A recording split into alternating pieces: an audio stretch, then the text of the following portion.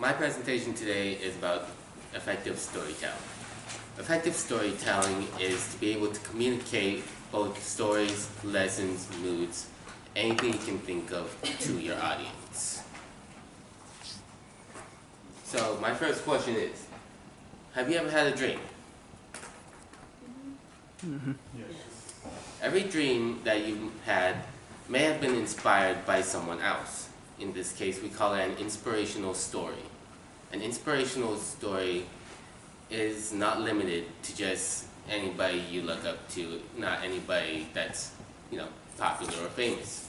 It can be applied to just about anyone in the world who has an effect or acts as a role model to others. So the first part of storytelling is that it first originated as an oral tradition. Storytelling began as the telling of history, passing down history through oral means for the community, nation, civilization. Over time, storytelling became more needed as a way to teach youth more moral lessons that they may encounter into the future. And so we become more inclined to tell fiction, stuff about our religions or just things that explain nature or fairy tales. Now, if I were to tell you that you were inside a forest, bright forest, everything is all green, there are creatures all running about, you could hear the birds chirping, you can have bright moods, right?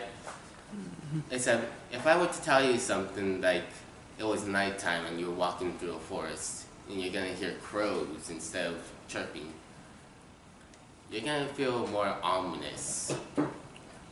You're not gonna have these feelings of enlightenment, you're gonna have more feelings of fear or dread.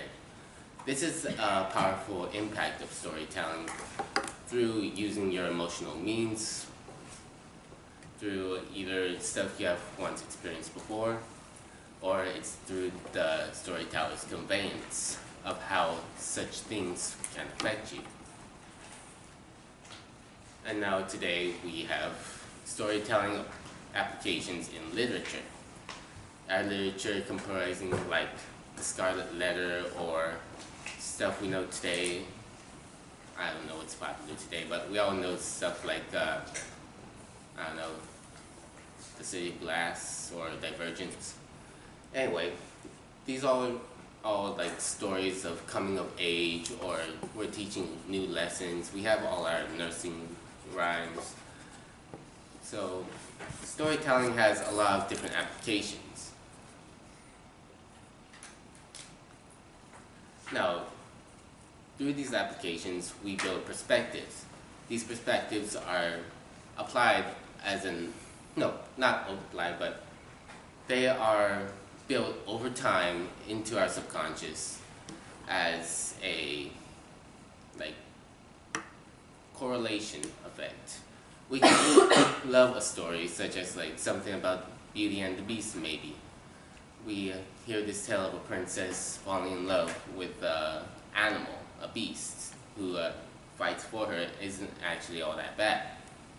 However, over time, if we continue telling the story, we start to make different kinds of connections than the actual moral of it, such as who was this beauty, how did she look like, was this beast actually mean or anything, was he actually a killer or something?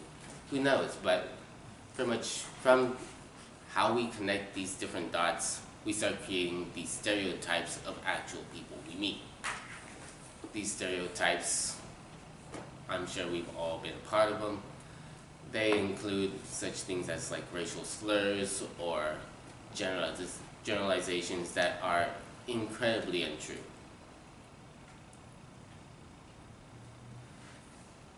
So next, we have what I want to call the ripple effect through storytelling. Pretty much from what I tell you today, you're going to remember it, maybe pass it on. It's not going to be very much of a conscious thing. It's going to be more you're going to just learn about it, and somehow it's going to be applying towards everything you're going through. The people you meet, the people you see, who you're going to talk to or interact with, whether you're going to be that role model or not. And so, when you're going about your day or going about how you're planning for your future, just keep in mind that everything you do or say is going to have an impact, whether in the past, present, or the future. It's going to impact the youth of tomorrow. It's going to impact how you're going to be viewed in society today. It's going to impact what your plans are for the future. That's my speech about storytelling. I hope you enjoyed your day, and I hope to talk to you again.